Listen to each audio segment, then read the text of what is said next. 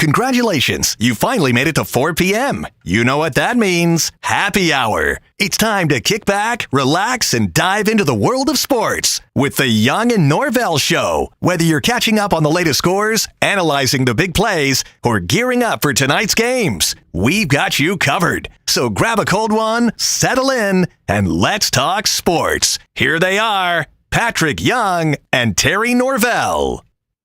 Hey, here we go. It is a Thursday edition. Beautiful day. Terry Norvelle coming to you from the patio at Sliders Oyster Bar. We've got Patrick Young hooked up. A lot to get to this Thursday as we're heading into a summer sports weekend. We'll talk Jaguar Minicamp. The camp has been completed, and we'll talk about it a little bit later. I think objective number one was met for the Jaguars. We'll get into that. The Gator basketball schedule is really heating up. Can't wait to tell you folks who Florida will play in early December, well before conference basketball. The defending national champions, I think, will play the most marquee non-conference game of the season in college basketball. We'll talk about that. NBA Finals, Patrick Young, we're going to lead off with that. What a game last night. My goodness, what a game. 4-point lead at the half for Indiana. Here comes Oklahoma City. They dominate the third quarter. Looks like they're going to run away with it and in the series, if you will, quote unquote. But damn, if Indiana, they are playing competent basketball. U.S. Open golf is underway. We'll talk about the leader. A guy has thrown a 4-under 66 on the board. It's a par 70. We'll talk about that. College football news and notes, Major League Baseball news and notes. But with all that, live from Sliders Oyster Bar, we welcome Mr. Patrick Young. PY, what's up, my friend? I'm good, man.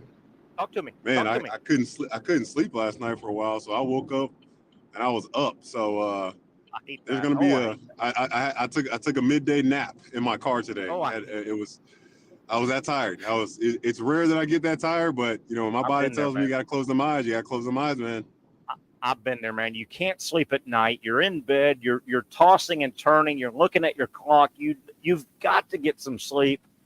And you finally just say, hey, man, I may as well get up. Let me brush the teeth. You know, I've been there, man. I've been there. Yeah. Hey, what a game. What a game last night, man. I said, and I'm going to stick by it, I said whoever wins last night's game in the NBA Finals, I think is going to win the thing. Damn if Indiana didn't come back. They showed Indiana's playing with a lot of confidence, man. Pat, I don't know how much of the game you watched. Halftime, it was 64-60.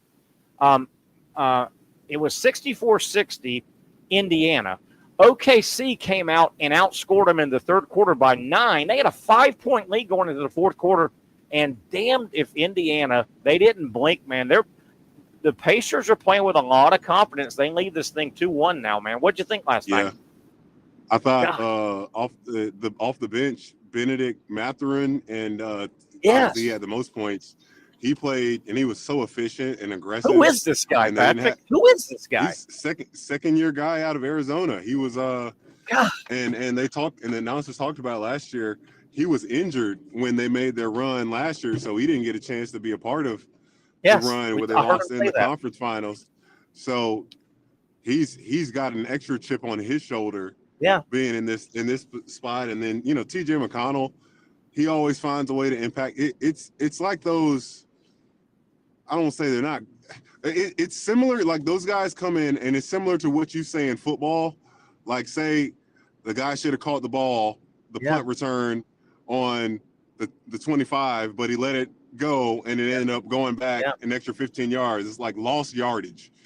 Or you have a phrase for it, and that's what I consider those ancillary guys that come in and affect the game in that way. Yeah, they end up impacting and making a big impact on the final result of the game, without a doubt. Last night, deep in the second half, McConnell was on the court, and he probably, he doesn't play a ton of minutes, but he gets his shift. McConnell made 3 or 4 huge plays off the bench. Huge freaking plays, man. Gosh, and then you got to give the big guy, whose name I'm forgetting right now for the Pacers, Miles Turner. He locked up Chet Holmgren. Oh my gosh, he locked him up in the because Chet started out well. He did. He started out really well, and then he shut him down in that second half. Really, really good. Turner had a couple of big blocks on Holmgren, and Holmgren's 7'3", a long guy, and I know Turner's a 7-footer himself, but he had a couple big blocks that kind of Miles Turner probably has 30 pounds on Chet Holmgren. Yeah, but at least 20. He got up and blocked him a couple times, and Holmgren was trying to take over the game at that point. It was crunch time. It was crunch time, and those defensive plays. Offense looked really bad at some points in the fourth quarter. Shea, if he can't get an option and he forces it, he ends up throwing the ball to Jalen Williams or whoever with 5 seconds left. All right, I tried to score. Now you got to figure it out. I'll tell you one thing. You just brought up a name. Yeah, Pat, I want you to take us back. You just brought up a name, and I'm bringing up a guy that was on the losing team last night. My God, this Williams guy, man, he was in scores mode, wasn't he? And he was the best offensive player for OKC to put the ball in the back. Man, he had a good game last night in a loss. He was it. He was the best player for OKC on the court last night in terms of his man. And you see how he's so good when he drives left. Sometimes he will, but sometimes a lot of big plays. He doesn't even gather ball with both hands. He'll keep in his left hand, go straight to a layup. He had a really nice pass where he's going left and doesn't gather for a dunk. He's got such great one hand. And Coach Diamond used to hate that. He hated when we passed the ball like that because resulting in a lot of turnovers. But baseball, where sometimes trying to gather it with both hand and glove, that split second that you lose means not getting the runner out. And sometimes those guys have to barehand it and go straight at it. Yeah, absolutely. Absolutely. Pat, I know the next game, I mean, I now think Indiana, I said whoever wins last night, I think is going to win. I think Indiana's going to win this thing. It's an absolute must win. OKC has to win the next game because there's no way they're going to win the last three games of this series. I don't think. Indiana's confident. No. The Pacers are confident, aren't they? I feel pretty good. I feel pretty good about OKC coming away and winning game 4. I feel good about that. I think game 5, I think that's going to be the decider. And that'll be back at this point now. That'll be back at Indiana. Yeah, it's 2-2. No. It's 2-2, 1-1-1. So 2 were in OKC. Oh, 1-1-1. Okay. Yeah. The 2 now are last night, and then the next one are in Indiana. Then it'll be 5 will be OKC, 6 will be Indiana, 7 if needed will be OKC. Yeah. So game 5 you think is the one. Are you putting all the money in on this one? No, not me, man. On game not 5, me. on game 4? But man, does OKC, and you know what? First, and I don't watch a lot of NBA. I watch when the playoffs come around, and I've marveled at how good SGA is. He was timid last night. He wasn't SGA last night. He was timid, I thought, last night. I think he got knocked off his game by Andrew Nembhard's defense. I think it kind of got him. Might have. It was that was a good game last night. It was a lot of fun, man. I was confident. I settled in, Pat. I got settled last night after our show, had some business going on after the show. I got settled in at home right at halftime. It was 64-60 Indiana, the Pacers at home leading. And I'm listening to the guys breaking down the first half, and I go, okay, this is a Pacers game. They're going to win this. And damned if OKC didn't come out of the locker room. They blitzed them. They won the third quarter by 9. They were down 4. They won the third quarter by 9. They were up 5 in the fourth. And damn, I thought Indiana was buried. I said, this is it. Okay, they're going to put. Damn, Indiana! What a fourth quarter. Probably makes you wonder if did OKC give a little too much in the third? Maybe, but I haven't. In the playoffs, I haven't seen. Oh, go ahead. I was going to say in the playoffs, I haven't seen SGA Gilgeous Alexander look that timid at all. They D'd his ass up, man. They threw a lot of people at him. They D'd him up, man. Sure did. They really did, man. I can't wait. Yeah, he got nothing, and he because he's really good. He's really good at attacking defenses when they're off balance. And when it comes to that, and it's not that he can't be effective in half court, but I think officials, because there was a drive he had where Andrew Nembhard was playing perfect defense. Yeah. Perfect defense. Shea just initiates contact into his chest and falls down. Yeah. And he doesn't get the foul. Of course you're not going to get the foul. It's not a foul. But he's been getting stuff like that all year. Garbage. He's going to have to earn those points out there and not try to just be free throw merchant or throw pirate. Yeah. Yeah. I tell you, man, we bring this up all the time. I should not harp on this, but I cannot watch Andrew Nembhard play either his last 2 years of college at Gonzaga or in the NBA without thinking, why in the world did Mike White put a governor on him? I mean, Mike White had Andrew Nembhard at Florida walk the ball across the half-court line and just bang the ball on the deck until 8. It's amazing how he has flourished when he got away from Mike White. Wonder, you can't be Mike White. And, transfer. Oh, Pat, we're having a little trouble. Move your phone around a little bit, Pat. Move your phone around a little bit. Move your phone around. Move your phone around, Terry. You move your phone around. Move your face. I'm going to move your face. You move your face around. Okay. Anyway, finish your thought on Nembhard. We lost you there for a minute. We lost you for a minute with Nembhard.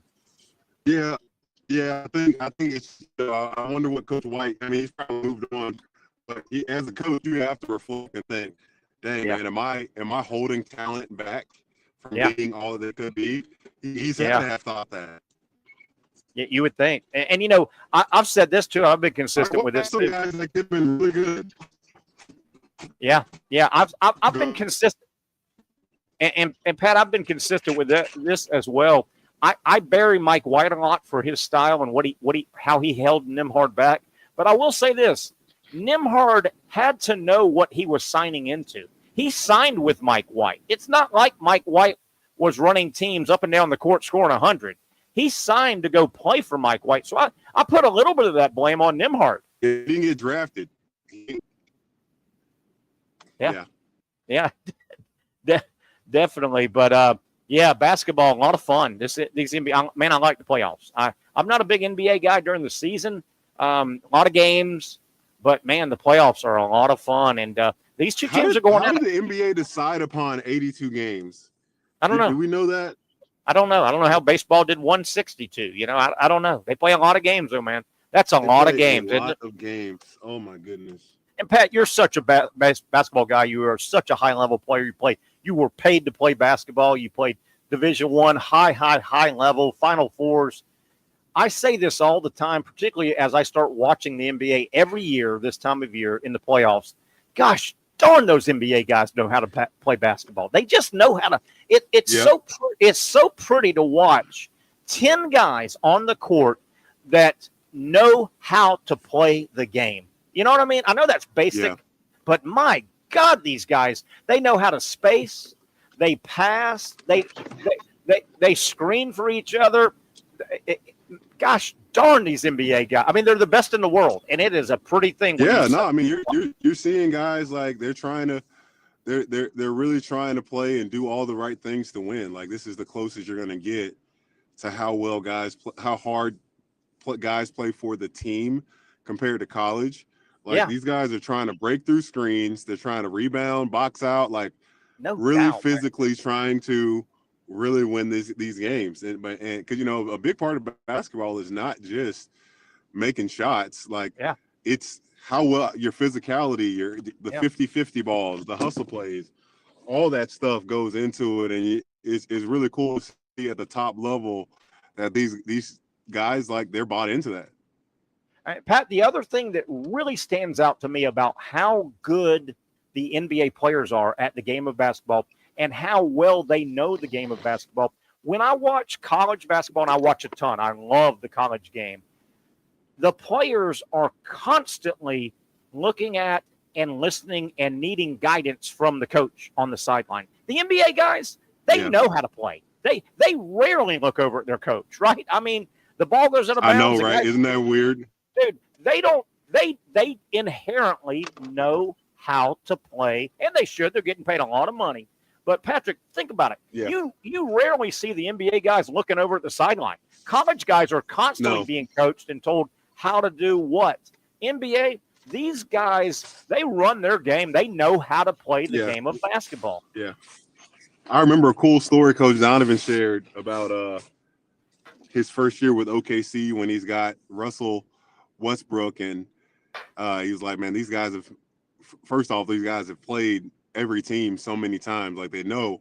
And Coach Donovan had some like mix up on the side out of bounds or something in college rule versus NBA, and Westbrook corrected him on that, and it's just like, man, I'm really kind of here as a support piece versus like the guidance leader. That's really story. What the coaches in this side. I mean, I mean, I think you would argue the same thing for baseball. You know, you'd argue the same thing for football. I mean, you could say it, but man, it just seems to stand out in basketball. I guess because they're only on 94 feet of court. You see everybody. They know how to play the game, and they know how to be on the offensive end, and then 8 seconds later they know how to play defense. Right? I mean, they know how to play the freaking game of basketball. Pat, you brought up Coach Donovan. There's been two-way players. It's been happening already, man. Oh my, we've been doing that already, Travis. Oh my, but man, it's pretty to watch guys that know how to play the game of basketball. Pat, you brought up your coach at Florida, Billy Donovan. Have you heard? There's a little rumors out there. You know, the Knicks are looking for a coach, and they've been told the Knicks looking for a coach. The Knicks are looking for a coach, right? And you're starting to hear Billy Donovan's name. The Knicks, you know, they've been turned down to talk to a couple guys, but I read some stuff that maybe Billy Donovan might get a look at the Knicks job. I don't hate it. I think kind of handcuffed over there at Chicago. Yeah. With injuries, not having any draft picks. He had one really good season with DeMar DeRozan. But in that season, that was when Grayson Allen he hurt Alex Caruso real bad, and Caruso couldn't compete in the playoffs. And I think that's when Lonzo Ball got injured as well, where you know Lonzo he missed pretty much 2 seasons of basketball. But it'd be cool to see Coach Donovan over there, man. I think he's an NBA guy now, and I think having Josh Hart, Jalen Brunson, Mikal Bridges, those guys were such good college players. He might be a missing piece for him.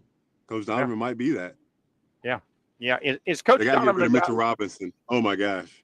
As you know, Coach Donovan, is he a guy that's going to coach until the NBA says get out of here, or is he a guy that'll go another 5-6 years and he'll go out on his own terms? You think, or is he a lifer in the NBA until he's told he can't coach anymore? You know how that happens. I think unless he does the kind of Woj thing, the Wojnarowski of like, hey, you know what? I just want to be a GM at my alma mater or something like that. Interesting. Hey Pat, as we go to break, if you can you see the shot of me right now? Can you see me on the screen? I see your pretty face. Okay, and you see I'm showing off a little bit today. You see what I got on? See the shirt I got on? I'm kind of showing off. JU, baby. The private institution. There we go. Of higher learning. I like to call the Harvard of the South. I'm kind of showing off a little bit today, with the smart guy shirt I've got on. Smart guy shirt, Pat. Smart guy shirt. Hey, real quick, let's wrap this segment with a little Jaguar talk. Today was the third and final day of minicamp. And we heard a couple things here and there the last few days. But, Pat, it appears the Jaguars ended minicamp and they checked the box. The number one objective is get out of this thing with no injuries. It looks like they got out of it. They put some install in, and I don't think anybody got hurt. I think that's goal number one. Don't get anybody hurt in minicamp. Right. Oh, without a doubt. Goal number one, absolutely. And I guess what's the goal now that minicamp's over for a bit and guys are kind of on their own? Yeah, I think there's like 5 weeks where I think the NFL kind of mandates there's a dead period, if you will. And generally, from what I remember of the NFL calendar, this is when your coaches and even your players, they try and squeeze in some vacation time. This is it, man. This little window in June, if you're going to vacate, this is about the time to do it. Go get a little vacation, go recharge your batteries, and then, Pat, we'll be past the 4th of July before we know it, and then camp will be opening up. Yeah, camp will be opening up. Yeah, I know, right? Quick. I'm here for it, man. It's so weird, man. Being out of football for so long. We're in talking season. Time to talk. Isn't that something? All right, Pat, I hope you can stick around another segment because I would love to get your thoughts. It was announced yesterday the Florida Gators have added yet another marquee non-conference basketball game to the upcoming season. Did you hear where the Gators are heading early December? Did you hear about it, Pat? No, I haven't. We'll talk about Florida. I have not. December 2nd, which is a Tuesday, I believe, we'll be playing a basketball game, which I'm going to call the biggest non-conference basketball game of the upcoming college season.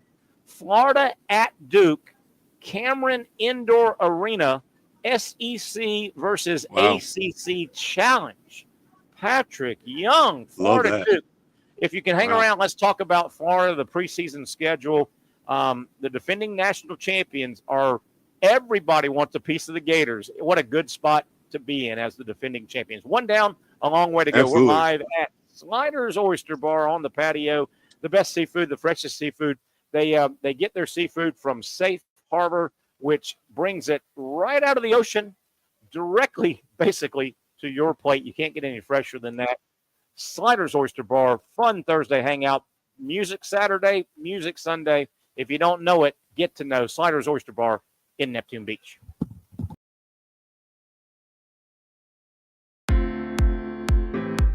At Southeast Orthopedic Specialists, we know pain and injuries can stop you from doing what you love. This is why our board-certified orthopedic specialists offer the latest in both non-surgical and surgical treatment options and create a treatment plan tailored to your unique lifestyle and goals. So, whether it is a sports injury or that nagging pain that's keeping you from doing what you love, our team has the right treatment for you. For more information or to schedule an appointment online, visit our website. Finally, a family atmosphere, kid-friendly restaurant with a real sports bar feel. Bricks Jack's Beach features all of that and a large, climate-controlled covered patio with misting fans and heaters for all seasons. Mix in an extremely diverse menu that features the most quality and affordable steak at the beach, and there's no reason not to enjoy your next lunch, dinner, happy hour, or big sporting event at Bricks Jack's Beach, 300 2nd Street North in Jacksonville Beach. See you at Bricks Jack's Beach. You really got to hand it to him. Hold on. The previous play is under further review. I'm not sure what he could review, but okay.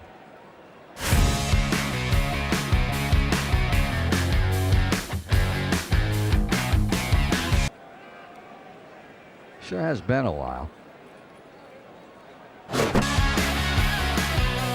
Dynamic Hurricane Grill and Wings for the football season. Well, there he is. Oh, what is that? The schedules are out for another summer of soccer here in Jacksonville with the Armada men's and women's under-23 squads, starting with the ladies and the home opener on May 24th. 2 weeks later, they're back in Northeast Florida for a June 7th matchup. The season wraps up with a pair of Friday night home matches June 20th and the 27th. As for the boys in blue, they debut against a couple league newcomers on May 9th and 17th respectively, with more home dates on May 31st, June 14th, and June 21st. All those matches are at Edward Waters University, and you can watch them live on the Action Sports Jacks 24/7 network. Those teams are a big focus on Fleet and Footy, covering the big soccer stories each week on the Action Sports Jacks 24/7 network. I'll put one in the back of the note for you. Join us for player profiles, fun interviews, and the very latest on the Fleet and all things footy. That's every Thursday at 2 p.m.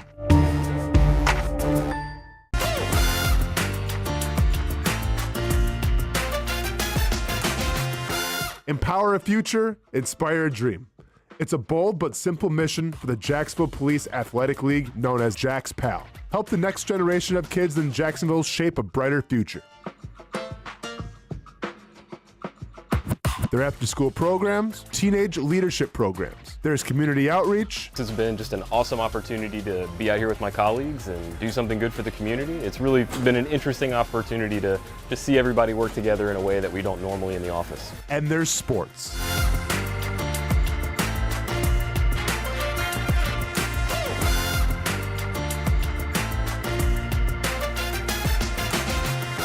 There are also ways you can help the next generation with a donation of any kind.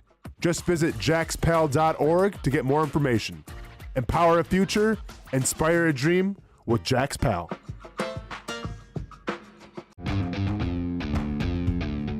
When you think sports, you think Action Sports Jacks, the official station of the Jaguars, on location for every game. But the most experienced team in town doesn't stop there. From high school football to the big events in the area, Action Sports Jacks is always on. Now, we take that to a new level. Action Sports Jacks 24/7 is around-the-clock coverage of the teams you love and the moments you can't miss. The best local sports in Jacksonville on Action Sports Jacks 24/7.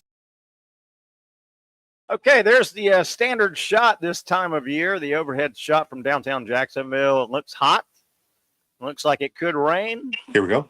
Looks hot. And it looks like, Patrick, it could rain. That's the standard shot here. June, July, and August. Downtown Jacksonville. Welcome back. Might as well crop that. Yeah, picture. crop it and just put a still. We don't need a video. We needed a still shot. That's with us for several months. Patrick Young's here. I'm Terry Norvelle. It is the Young and Norvelle Show right here on Action Sports Jacks, coming to you live from our Thursday hangout. Sliders Oyster Bar. Pat, real quick before we get back into sports here, I got the big old menu right here. Of course, the Oyster Bar rocking and rolling right now. You can get the oysters What's raw. your favorite item that you've tried, Terry? Everyone. I've had everything in triplicate here. Oysters Rockefeller, Oysters Casino. They've got great oysters, hence the name, Sliders Oyster Bar. Fresh catch of the day changes every day. Shrimp and grits, crab cakes, if you're in the mood for that. Seared salmon. That sounds wonderful. Great menu. Yes, they do have some, I guess you call it turf stuff. They've got some burgers in case somebody in your party maybe had seafood the night before. But Mayport shrimp, fish, scallops, fried oysters, fried clam strips. They've got it all when it comes to seafood. The best seafood, the freshest seafood can be found right here at Sliders Oyster Bar in Neptune Beach. Patrick, Florida basketball. Fantastic. How about this? 25-26 pre-conference schedule right now. They open up with Arizona. They'll play UConn pre-conference. They'll play Duke now. You know how good the SEC is. What about – I think it's – what a great matchup, Florida versus Duke. Pat, I think that has the potential to be the best non-conference matchup in college basketball this coming year. Florida at Duke, December 2nd.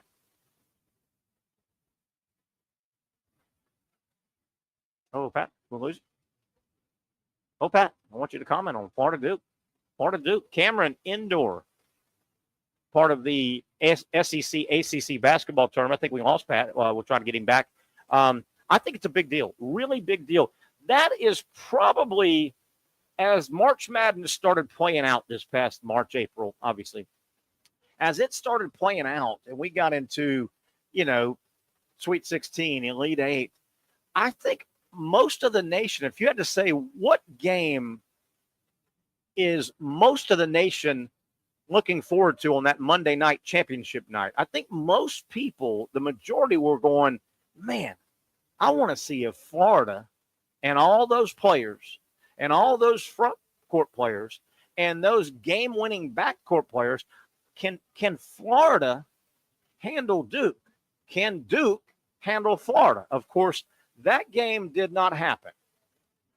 Duke got knocked out a round before by Houston. Florida brings back the entire front court, new backcourt, but they feel very good about their team. Obviously, Cooper Flagg is gone, but Duke is going to be a top 5 team. I think Florida Duke has the makings to be the most anticipated non-conference basketball game. It'll come up early December. Florida will go to Cameron Indoor.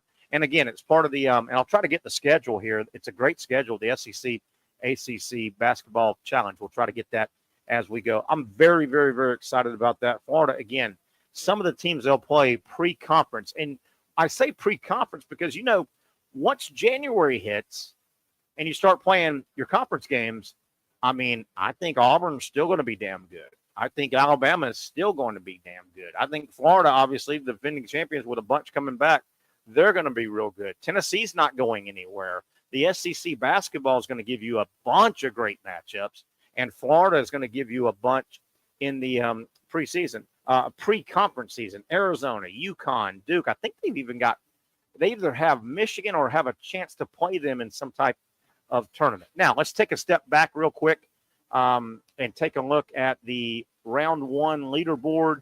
The U.S. Open going on as we speak. Oakmont with all the high rough there in Pennsylvania. Right now, your leaderboard from the U.S. Open, and keep in mind, we've got a good 30.5 more hours of daylight, sunlight. So a lot of your afternoon guys that went out at 12:30, 1:30, pushing 2 o'clock, they're still on the course. They've got a lot of holes to play. But right now, we've got a couple guys in that have thrown low numbers, and they're in the clubhouse. J.J. Spawn, Thriston Lawrence. Spawn is in with a 66. It's a par 70 course. Spawn threw up a 4-under 66. He's on top of the leaderboard right now in the clubhouse with a 66. Remember, par 70 course. Just to keep that in perspective. Thriston Lawrence, don't know much about him.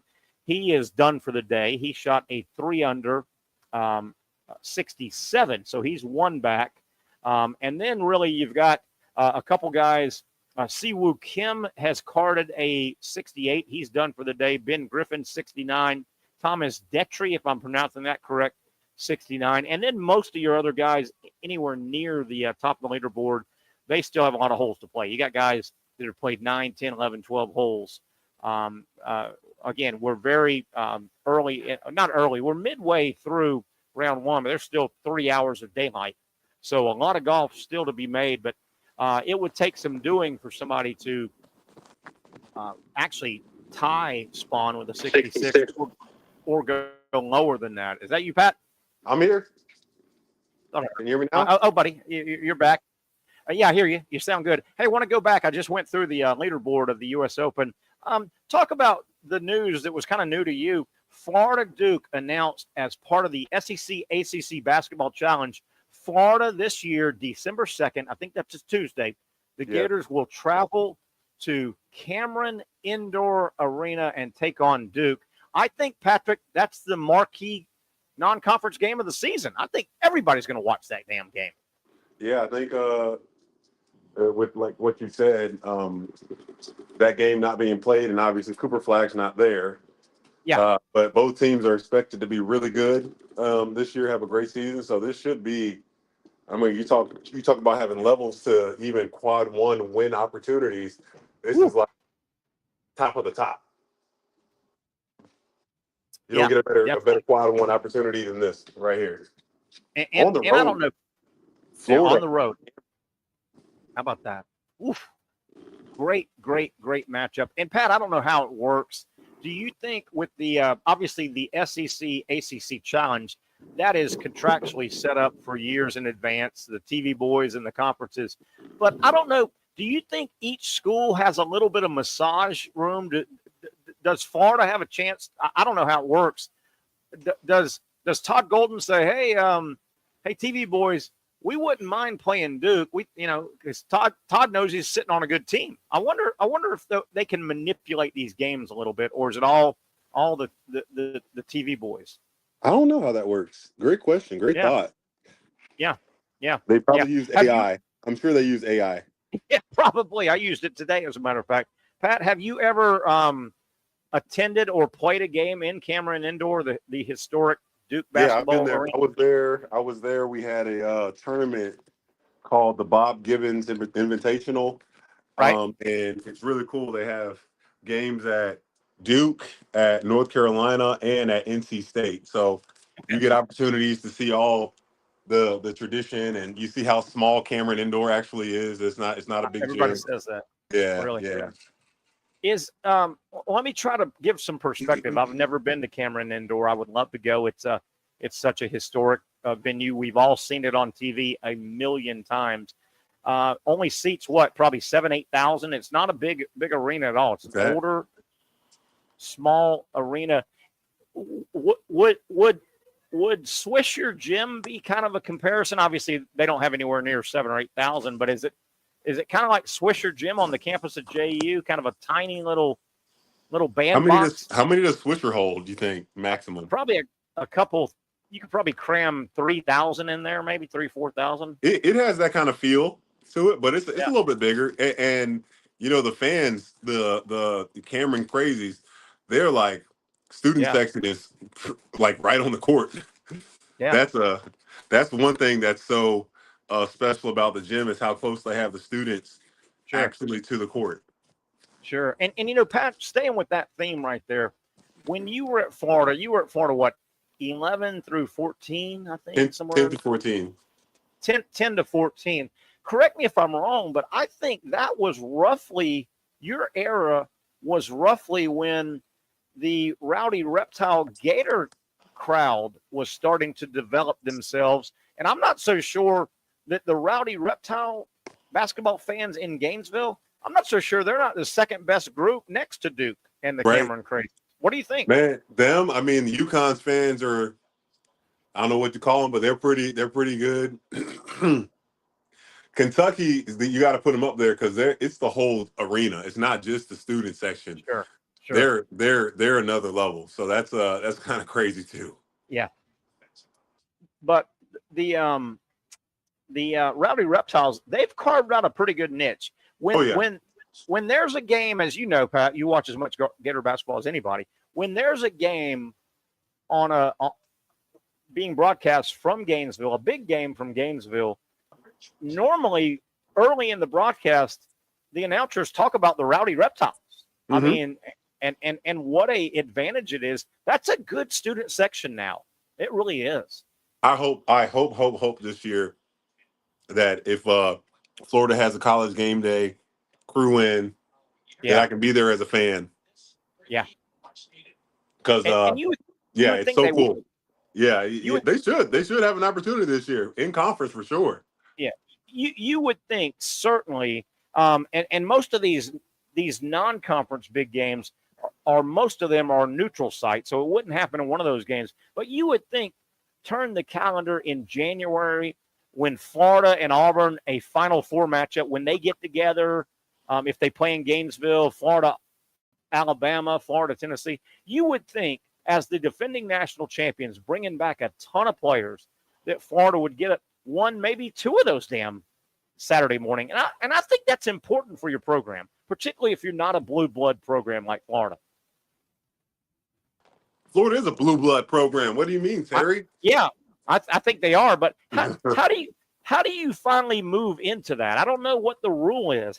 At what point? I mean, Florida's got 3 basketball titles. They've got a ton of Final Four appearances, a ton of Elite Eight. I don't know. It makes me mad that Florida basketball is still not. I mean, we've gone over the list. There aren't that many programs that have won more than 3 basketball titles. There's not a lot, man. No. I don't know. There's not a lot. Oh, gosh. It's frustrating. And I know I'm a broken record here, but I'm going to say it again. It bugs me. It's not that big of a deal, but it does bug me. I think Florida should be preseason basketball number 1 in November or whenever it comes out in late October. I don't think they're going to be, but I think that would be big for this program. I think that it might not matter to Kentucky or North Carolina or Duke. They're always number one, right, over the years. Right. I think it would be big for the Florida Gator Todd Golden basketball juggernaut that he's putting together. I think there for a program like Florida, there's value getting that number one spot, and I don't think they will because they're not a blue blood. They're not a blue. Yeah, I think that's terrible. It's kind of just the way things are right now. It is. Sadly. It is. It really is. And you know what? If Iowa State in football or Duke in football had a big year and they brought back a lot of players and they should be number one in football, they would lose out to the Alabamas and the Notre Dames. Yes, they would. Preseason. Without a doubt. You're absolutely right. Number one. Pat, let's talk real quick as we come up on our next break. Let's talk about Coach Martin and his camp. We had Coach Martin on yesterday, Jim Martin from Providence, the Jacksonville Basketball Academy summer basketball camps for all levels, all grades, basically 3 through high school. All the camps are going on right now. If you've got a basketball player in your life, male or female, boy or girl, they can really, really enhance their basketball skills. It'll also be just a great place to interact with other young people and coaches that know what they're doing. The Jacksonville Basketball Academy has 9 weeks of camps. You can find out all the locations, the level of the camps, the contact information at their .com site, JacksonvilleBasketballAcademy.com. That's where you can go. Google it. All the information, JacksonvilleBasketballAcademy.com. Hey, Pat, I don't want to bury our buddy Coach Martin, who was your coach, but I think he was sitting on a couple players yesterday. He couldn't talk about them much. They got to go through the process, man. I think he was sitting on a couple players he thinks are going to be special, but if they're not all the way in school, you can't talk about them, just like college.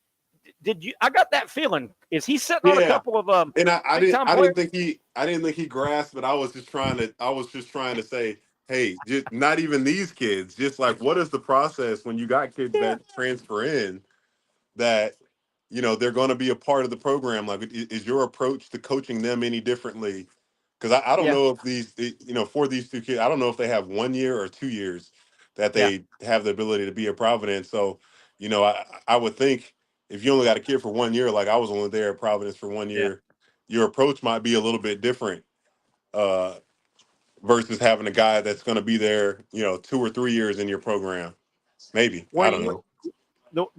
Your senior year, when you went to Providence, you weren't homeschooled, were you? You went to the school every day? Is that correct? Yeah, I went to school every day. Yep.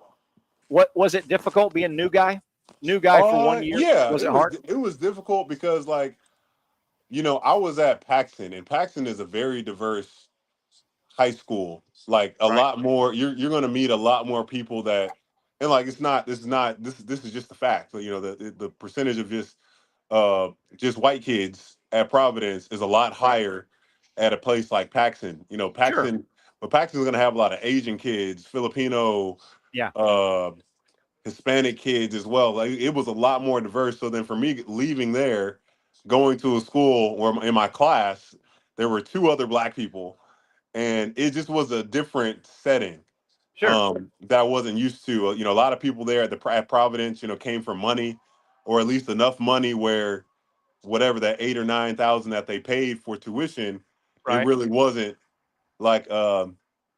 it wasn't even in doubt that those kids were going to go. And some of them, they were like at Providence, like the kids that graduated, they had been at Providence since the beginning, since kindergarten. So, but it was interesting, just getting used to the time there. But that's why it's so important for your parents to teach your kids, no matter what environment you're in, no matter what a person looks like, be kind, respect others, respect authority, and I'm still welcome to come back to Providence. Race, I hate to even bring up race, but just from a setting that I was in, transitioning to a different setting, it was a little bit of a shock just how different things were. But once you peel back those layers, you're like, everyone here is just like me. I agree with that. Yeah. Everyone here is just like me, just trying to figure it out. And these teachers, they're just, and at a private school like Providence, your faith and Christianity, you're exposed to a lot more of that. So that's that for me, that was really important to be impacted by that while I was there. So that was another reason why my parents were so adamant about me going. It sounds like looking back, that 1 year at Providence, you probably grew as a person even more than you knew at the time. Yeah. At the time. I know when I was in Absolutely. school, obviously I'm much older than you. When I was in school here in Duval County, I think around my second grade year, I mean, way back, busing started happening. And, wow. And the concept of busing was you wanted to give students opportunities. If they grew up on a side of town that didn't have great schools, you didn't want them to always be stuck at not so great schools, kind of. So, you kind of bust them around. And I can remember my second, third grade, the busing started. And I can vividly remember, and I grew up on the west side, so it was much more blended than what you talked about. Yeah. But still, I grew up on the west side, and way back then, there were still many more white people than black people. But we were blended pretty good.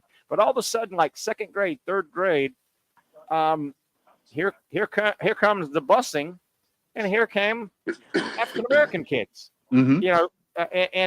And then Patrick, what was unique was like 2 years later, I was the one that got bussed. Oh wow. So I got bussed from West Side to James Weldon Johnson, and it was unique. It was, but what you said, and I know we're off of sports here for a second, but what you said was interesting. I can vividly, even as old as I am, I can vividly remember starting to talk to some kids that weren't like me. Mm. And after we're talking, little kids, third, fourth, fifth grade, but then once you started talking a few minutes, they started talking about stuff they saw on TV, and Right. I talked about stuff, and they started talking about the little league team or the pro team they liked, and they started talking about their sister driving them crazy. Yep. You know what I mean? And you go, wait a minute. They're just like me. Yeah, we look a little different, but wait a minute. They're dealing with all the same stuff I am. Yeah, and then all of a sudden you go at lunch, well, gosh, I'm tired of this peanut butter and jelly. You want to swap out? Yeah. And they were tired of their ham sandwich or whatever. Oh my God. Yeah. It was interesting. It was real interesting. All right, Pat, let's take another break here, starting to wrap up hour number one on a Thursday. Got a lot to get back to. We talked about the NBA Finals.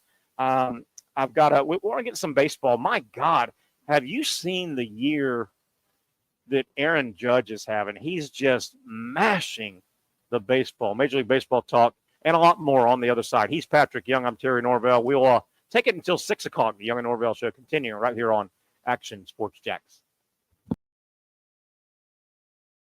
You really got to hand it to him. Hold on. The previous play is under further review. I'm not sure what he could review, but okay.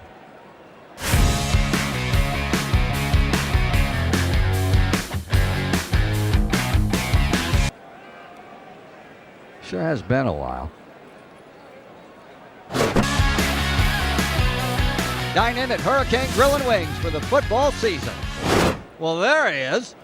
Oh, what is that? At Southeast Orthopedic Specialists, we know pain and injuries can stop you from doing what you love. This is why our board-certified orthopedic specialists offer the latest in both non-surgical and surgical treatment options and create a treatment plan tailored to your unique lifestyle and goals. So, whether it is a sports injury or that nagging pain that's keeping you from doing what you love, our team has the right treatment for you.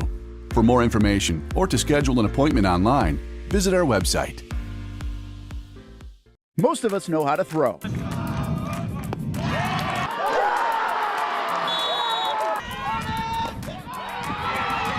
But you need to know what to throw. I'm not talking about footballs, baseballs, softballs. We're talking about those items you need to recycle. Republic Services explains it easy. Recycling simplified. 1. Know what to throw. When in doubt, throw it out. 2. Empty, clean, and dry those materials. It takes an extra minute, but it makes a big difference. And 3. Don't bag it. This makes the recycling process faster and more efficient. This is a look at the Republic Services North Florida Recycling Center. You can make this process even more efficient. By utilizing those 3 steps, Republic Services can help you become a better recycler in your home. Learn more at recyclingsimplified.com. Finally, a family atmosphere, kid-friendly restaurant with a real sports bar feel. Rick's Jack's Beach features all of that and a large, climate-controlled covered patio with misting fans and heaters for all seasons. Mix in an extremely diverse menu that features the most quality and affordable steak at the beach, and there's no reason not to enjoy your next lunch, dinner, happy hour, or big sporting event at Rick's Jack's Beach, 300 2nd Street North in Jacksonville Beach. See you at Rick's Jack's Beach. Are you about to graduate high school and haven't decided on what you want to do when you get done? Well, one option is to apply to become a student in the Electrical Training Alliance of Jacksonville. Their program offers structured classroom and online training along with on-the-job training so that you can earn while you learn. Still not convinced? The folks at ETA Jacks are a tuition-free 4-year apprenticeship program. There is no tuition and no student debt. Just pay for your books and your fees. That's it. Now, speaking of pay, students, they start off making $40,000 per year, including benefits, and they graduate, get this, making over $80,000 per year, including those sought-after benefits. Now, that sounds pretty good to me, and if that sounds good to you, it should check off a lot of boxes. So head on over to etajacks.org and apply by May 15th. Again, the website right here, etajacks.org. Don't wait, apply today. The rhythm of my heart is beating like a drum, with We Are Martyr rolling off our tongues. Never will we roam, for we know our place is down. Where the ocean meets the skies, we be sailing. Where the ocean meets the skies, we be sailing.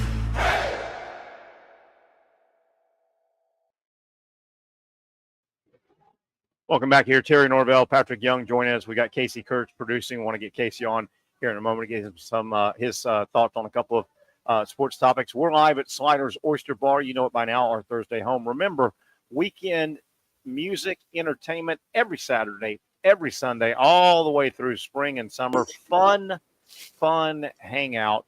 If you haven't been to Sliders down in the Neptune Beach area, you don't know what you're missing. Great place to come get the seafood of your choice, the best seafood, the freshest seafood. They feature Safe Harbor seafood. That's all over the menu here at Sliders. Just a fun hangout place, a fun just people watching place. And again, like I said, who doesn't like live music every Saturday, every Sunday? Come on down, just to relax, enjoy the beach vibe, like you can here at Sliders Oyster Bar. Patrick Young, Terry Norvelle, Casey Kurtz. Casey, want to get you involved here in this discussion here. Guys, Major League Baseball, and I know this is pretty understood, but does everybody realize the season that Aaron Judge is having for the Yankees? I mean, his numbers, Casey, he's right at 250 at-bats. So it's not like he's putting up big numbers after 30 at-bats. We're talking 250 Major League at-bats. And his stat line is ridiculous, Casey. Yeah, I mean, bro's good at this. There's no doubt about it. And he'll be the MVP again, no matter really what happens in the AL the rest of the way, because he's that good. So, yeah, dude's special. And help me out. Is this his second monster year? Has he had more than this? I don't remember his entire career. I know last year he had a big year, right? Huge year. Yeah, he's had like 4 of these years. Yeah, this is like the 4th. So Casey and Pat, let me throw some numbers at you. Okay, I was running some numbers with Aaron Judge, where we're at right now. Okay, right now, he's had, I'm going to call it, I think 248. I'm going to call it 250 at-bats. Okay, 66 games, 250 at-bats. Not like he's only come up to bat 50 times, right? This is 250 at-bats over 66 games. Aaron Judge currently is batting .394, for God's sakes. .394, 25 home runs, 59 RBI. So I kind of did a little more math, guys.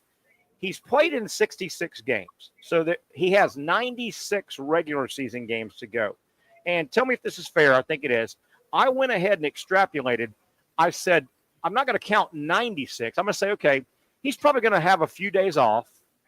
Maybe he wakes up a couple days in the next few months, doesn't feel good, he's given a night off, takes a few nights off. So let's just assume he plays 85 more games of the 96 remaining. Let's assume he has 4 at-bats per game times 85. He'll get 40 more at-bats. That would put him at 590. Well, damn, he's got 25 home runs and 60 RBI with 250 at-bats. Guys, what's he going to do with an additional 340 at-bats? Patrick, the numbers are ungodly what he's putting up right now. Barry Bonds like. Well, he's in that category. He's that type of slugger. Man. When he hits the ball, man, it just goes out of the park so fast. Because you know what I think? He struggled last year in the World Series. Yeah. Real bad. And I remember that. I remember he struggled. Like he was too much in his head, it seemed like. But you say he's at 25 home runs with how many at-bats so far? 25 home runs, 250 at-bats, and he projects to have another 340. If you play all year, if you're in the lineup, and you get a few days off here and there, I get it. Yeah, and that's why I said I'm going to give him 85 of the 96 remaining games. He'll have a couple days off. He might wake up with a hamstring tweak or something, so he's going to miss. He'll probably miss. I'll give him 85. If you extrapolate that and give him another 340 at-bats, that would give him 590 at-bats. So let's call it 600. And Casey, that's a pretty standard number, right? If you play in the big leagues, basically a full-time starter, you get about 600 at-bats, right? That's pretty I wouldn't say it's pretty standard because nobody plays that many games anymore. Like, you got to be one of the best players in the sport to have that many at-bats. So maybe 500. Yeah. And he's one of the best players in the game. So I had him at 590. Okay, knock him down some. But my God, if he stays on this pace, and don't forget, it's not like he's swinging for the fences. It's a home run or strike. He's hitting 390. 390. 394. Walks? Are they walking him? Is he getting the Barry Bonds walk treatment yet? Casey, I don't see all the Yankee games. I don't think he's getting walked anywhere near as much as Bonds. Will that start happening, Casey, if he keeps hitting like this? I mean, they can't really because the Yankees have other bats behind him. Yeah. He's not slow. I mean, he's not the fastest player to ever play the sport, but I mean, he can move a little bit. So it's kind of like Ohtani. You can't walk Ohtani because he'll steal bases on you. Oh, yeah. And that's interesting, Patrick. When you think about the sheer size of Aaron Judge, big dude, and again, like Casey said, I don't think he's a sloth by any much, but he's a quick guy. No. So when a guy that size, a clear power hitter, has an average that high, you also have to say it's not like he's getting a lot of infield beat-it out hits. No. He's not getting a lot of three hoppers. No, he's not. To the shortstop hole. I mean, he's getting a lot of home runs or clean-ass base hits. Yeah, exactly. You're dead on. And it's fun to watch. It's fun to watch that this guy is up there, like, you know, as a baseball purist, like he's not trying to swing for the fences every single at bat. Yeah. You know, 394, Terry. It's ridiculous this deep in the season. 394. I mean, you know, Tony Gwynn would be hitting 390 something this late in the season. Well, Tony Gwynn was a singles doubles hitter. Some other guys, some leadoff, your 1 and 2 hole hitters, you know, they're supposed to hit 394 with 250 at bats. Not a huge slugger like this guy. When I was watching the game the other night, Patrick and Casey, the announcers were saying it's almost unfair when he's a big right-handed batter. He faces left-handed pitching. He just mashes. The ball's coming in on him. He sees it the whole way. He hit a ball the other night when I was watching. The first inning home run. He hit it 469. The second longest home run I think it was recorded this year. Patrick, if you went and got that baseball, I think it was flat on one side. just crush the ball. Crush the ball. But I disagree with you. You might be right. Yeah, just crush. But in case I'll have you speak on this if you don't mind. in that market. Those numbers are incredible. Those Yankee fans love the numbers he's putting up. But if they don't hoist a trophy, I know, right? Right? He'll catch a little backdraft, won't he? Yeah, but you don't have a trophy to. You don't have any trophies to show for these last couple of years. Yeah, it's real, and they're not the best team in baseball. So like they have work to do if they think they're going to win I a still World can't Series. get over the implosion last year in the World Series. That Garrett Cole was so locked into his job at pitching that he reacted so late to getting a first to cover that ground ball. Then obviously Judge dropped the ball, and then bad throw here on third base. Man, what an inning that was. That was. If you were a Yankees fan and saw your team implode like that in the World Series, you won nothing but you don't care about anything else except a World Series this year. I forgot about that inning. That was ugly, wasn't it? That was one of the worst choke jobs I've ever seen in sports. And Judge, what was the deal? Judge in center field, ball hit him in the glove or something? No, it didn't come low. Like he easily should have had it. It wasn't like he wasn't diving. He wasn't off balance. Yeah, just dropped. He maybe took his eyes off it for a second.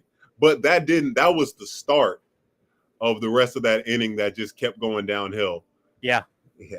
Oh, I remember that now. I'm glad you brought that up. I remember that. What a nightmare inning. You mentioned Garrett Cole, I think, a minute ago. Imagine the Yankees. I mean, he's out for the year. He's their ace. Yeah. And I know injuries are part of sports, but my God, they would have had Garrett Cole. Man, like with a pitch as a pitcher, and you had Dr. Bates on, like your fear is not, you're missing a season if you start having those inner elbow problems. It means like you're going to end up missing. I mean, look, Ohtani, he's just now 2 years after is starting to throw some like live BP. He's going to pitch this year at some point. That's going to be cool. See, sounds like it. Pat, I know you stayed on and then sent some questions, but after 2 years of talking to Dr. Bates, I guess it's been about 2 years, maybe longer, that we've had him on our show. Man, he nailed it yesterday, man. This guy, that was some good discussion yesterday with the sports medicine with Dr. Bates. Well, it was always so interesting to me. Like, how do you get a tendon or a ligament and make it become a like? How they figure that out? The other way around. I think it goes from tendon and it morphs into a ligament. Yeah. Ligament. The human body kind of morphs it. Isn't that crazy? Isn't that nuts? Yeah, I'm glad we asked them, like, with the foreign, because you think about organs. They have to take anti-rejection pills the rest of their lives. Like, obviously, a tendon or a ligament is not an organ, but you would still think the body would take the body a while to adapt, and there was something extra you had to do, but there's not. They figured this thing out, and whoever figured it out, I hope they made all the money ever. Yeah, definitely. When we were talking to Dr. Bates yesterday about how it was called ligamentization or whatever, the tendon kind of gets put in the body and the body kind of reacts to turn it into a ligament in a weird way. I didn't ask him because I'm always asked dumb questions. He's so smart. But that kind of, I almost said, well, that reminds me like when a lizard loses their tail, they just grow another one. You know that deal with the lizards? You see a lizard, it'll lose a tail, but it'll grow it back. No, right? Why can't we get this do the same thing? No doubt. So it was good stuff. It was really good stuff. Hey, we were talking U.S. Open a moment ago, and Casey, you may have heard the story. Pat, have you heard? Did you hear the story? I guess it might have been 2 days ago when Scotty Scheffler addressed the media going into the U.S. Open, which is just going on now, round one. Did you happen to hear Scotty Scheffler talk about why he had to cancel his Venmo account? Did you happen to hear that? Yeah. Pat, Casey, did you hear that as well? I did not. So you'll get a kick out of this.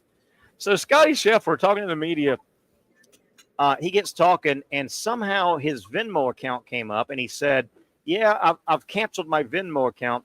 He said 2 different angles caused him to cancel it. He said, number one, when he would get random money sent to him, right? People sending him money on Venmo, and I don't know how they got his stuff and all, but people are resourceful now.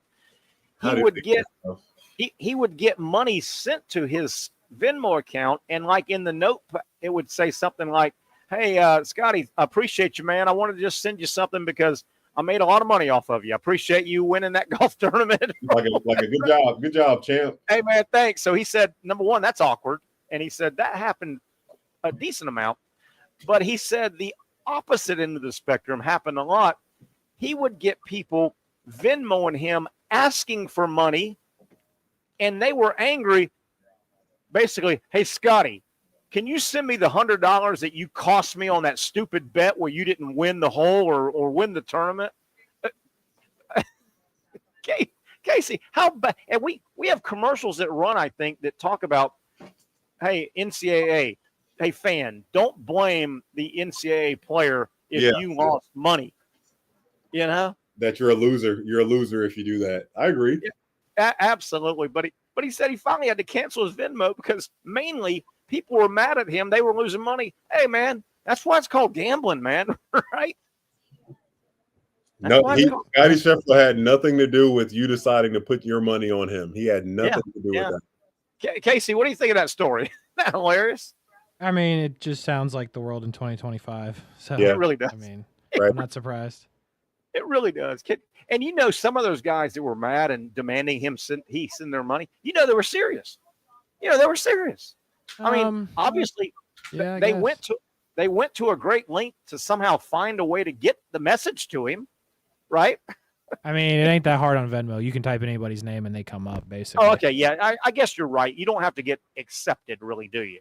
No, you can see. I mean, if I could go request some random dude down the street $50, but I mean, I ain't gonna get it. You know, I didn't think of that. It's not a situation where you have to accept me before the avenue's open. Yeah, that's right. But yeah, he said he had to get off of it, man. That's terrible. And you know what? It's admirable. It's admirable for the guys that won money off of him, sending him $100. Hey, Scotty, man, I appreciate you, dude, man. Great comeback in the fourth round. I won $400 off you. Here's $100. That's cool. But the other way, Patrick, it's like, come on, dude. I know. Come on. I think it's weird to give somebody money. I think that's still weird to me. But either way, it's just that's what the world we live in right now. Weird. Very, very weird. Getting back to Major League Baseball, Braves got a win. Did they play today? Let me see if we want to. Let me pull up today's. We got some early baseball that are finals. The Mets have won again today, 4-3 over Washington. Texas scored 16 runs. That's out of character. They're all pitch, no offense. Texas has got a win earlier today. We had 4 or 5 games, 6 or 7 games, I think, early today. Trying to see if anything else is. San Francisco leads Colorado. They have to lead Colorado 7-3. Trying to look and see. Speaking of baseball, we'll have a lot of baseball talk tomorrow, College World Series. Patrick, are you in for Arkansas? I'm in for Arkansas. I think they're going to win the tournament. I think I'm in for Arkansas. Yeah. Yeah, I am as well. Casey, do you have a feel? 8 teams left. Do you have a feel, Casey, who might win? If you guys are taking Arkansas, I'll go with that. Yeah, they're good. They're good. And they're probably the most due team. There's always that. Speaking of golf, there's always that. Who's the best current golfer to never win a major? Arkansas is probably the best college program, the most historic, the most consistent program out there in the world of college baseball that has never won a title. No way. And I mean, it would be very ironic if Arkansas wins their side of their bracket, and if Oregon State wins their bracket. They're in different brackets, so it could happen. What was it, 2017? Arkansas was down to a foul pop fly. I mean, a can of corn. Oh, that's what it was? That's who the team? Yeah, they lost to – they were up like 2 – they were up at least 1. They were up – they were about – if they caught the foul ball, they win the national title. They are beating Oregon State by 1 or 2 runs, watching the game. It's like 2017. And, I mean, they were the best team in the country. There's a foul ball, and, Casey, you know a lot about baseball. There's particularly behind the first base bag, in foul territory, there's a spot on the field that's kind of the Bermuda Triangle. It's just an awkward spot. The first baseman would have to kind of be running straight backwards. The second baseman to get to this ball and has to kind of run at a 45-degree angle, and the right fielder has to come full speed. And Patrick, I hope I'm describing a good. So Yeah, there's I kind remember. of this. I remember. Yeah, there's that triangle. All three of them are just busting their ass to catch this ball in foul territory. You catch it, there's a dog pile at the mound because Arkansas, the ball falls. It's one of those, you take it, I got it. You take it, I got it. Nobody catches it. Foul ball. And guess what Oregon State does? They score a couple runs.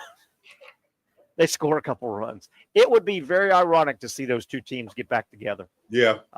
It would be ironic. Now, the game that the soft-hearted fan wants, and I think this could happen. Let me flip over and see. I think this could happen bracket-wise. Let me get to the two different brackets. Yeah, you could have bracket 1, Coastal Carolina. What if Coastal Carolina won their 4-team bracket and Murray State won theirs? How great would that be, Patrick? I'm not sure if that game will get a lot of viewers. It probably wouldn't. It probably wouldn't, which is, we're seeing that in the NBA finals, a couple smaller market, but that would be a fun series. Now, I don't want to disrespect Coastal Carolina and call them just a Cinderella. They've won a title. Right. Coastal Carolina, who they have not been playing big-time Division I sports for a very long time. They won a title, college baseball, in Omaha in, 2026. And if you take that further, think about the programs that have never won a title. Arkansas has never won a College World Series title. Coastal Carolina has. Florida State has never won a college baseball title, Patrick. They've got some really good players. Baseball. Players. Baseball. I'm going to say this. Casey, you can jump in, and Pat, you can as well. I know you're basketball. I'm baseball. I think baseball can be the cruelest sport. I just think it can be the cruelest. Maybe the best team doesn't win all the time.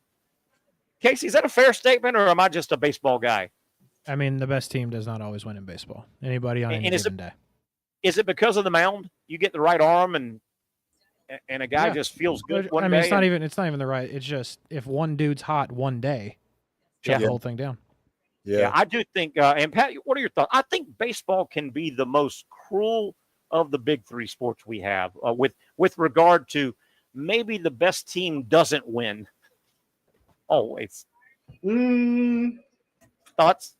Because I'm thinking, that's why in baseball, you got the series and they play so many games. Yeah. Good point. But yeah, you got so many arms like that you're throwing out there as starters.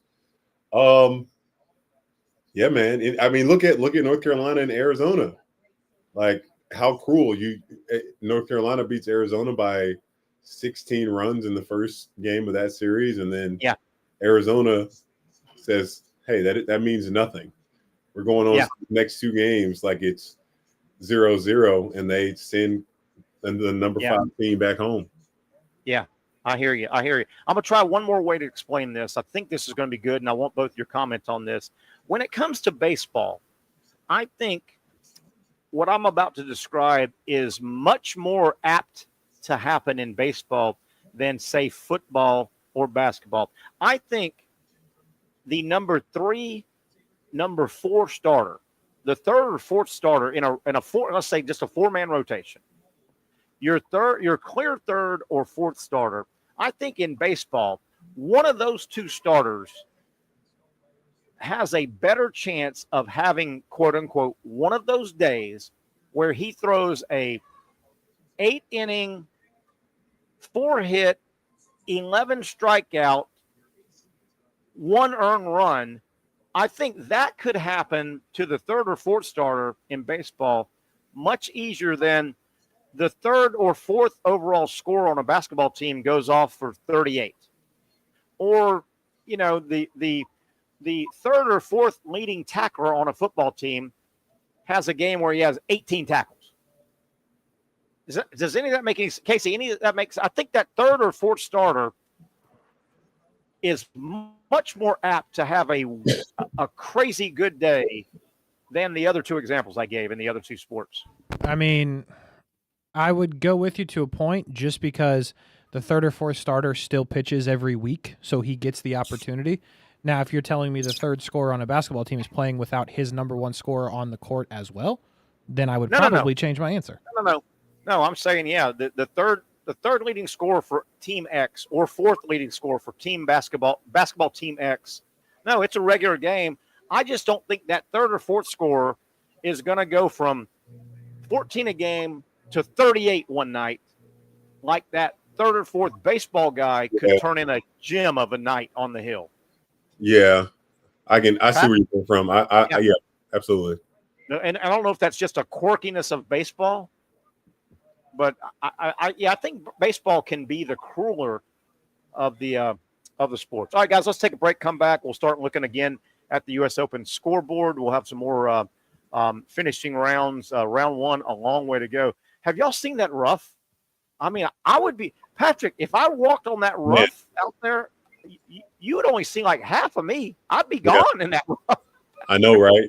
Yeah, it is pretty awesome. Man, but here's the comeback, Pat. That rough is incredibly tough, man. It is nasty. But here's the comeback, Patrick and Casey. You're not supposed to hit it in the rough. Yep. You're not supposed to hit it in the rough. Take a break. We're well into hour number 2 on a Thursday edition. A lot of good topics. We'll come back, talk some U.S. Open. There's a development with the enhanced games, boys. Got to talk about there's a development, and as you can imagine, some people just don't like this setup of the enhanced games. We'll talk about that on the other side. The Young and Norvelle Show continuing from Sliders Oyster Bar in Neptune Beach.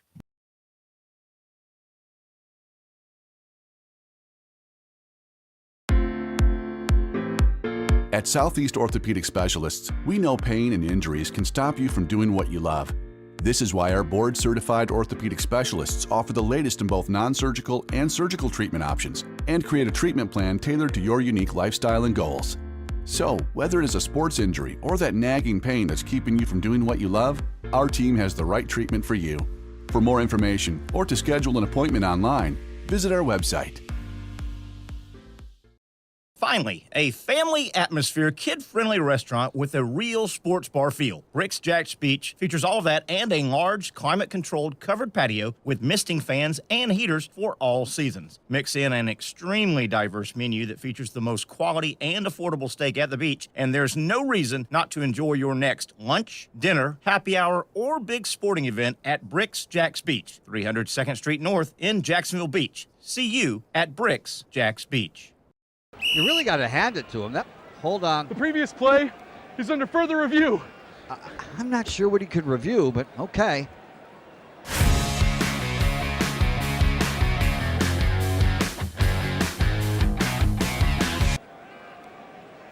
Sure has been a while.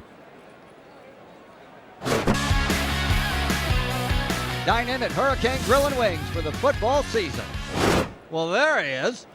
Oh, what is that?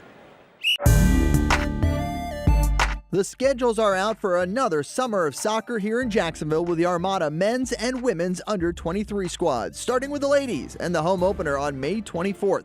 2 weeks later, they're back in Northeast Florida for a June 7th matchup. The season wraps up with a pair of Friday night home matches June 20th and the 27th. As for the boys in blue, they debut against a couple league newcomers on May 9th and 17th respectively, with more home dates on May 31st, June 14th, and June 21st. All those matches are at Edward Waters University, and you can watch them live on the Action Sports Jax 24/7 network. Those teams are a big focus on Fleet and Footy, covering the big soccer stories each week on the Action Sports Jax 24/7 network. I'll put one in the back of the net for you. Join us for player profiles, fun interviews, and the very latest on the Fleet and all things footy. That's every Thursday at 2 p.m.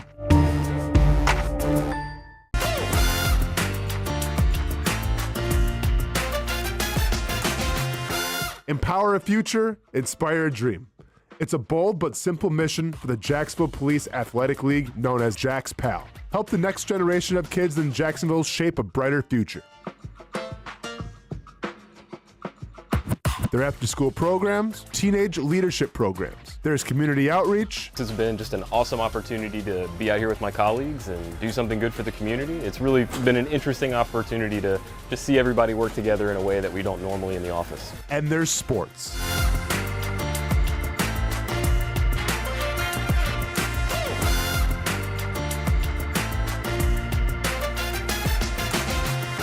There are also ways you can help the next generation with a donation of any kind.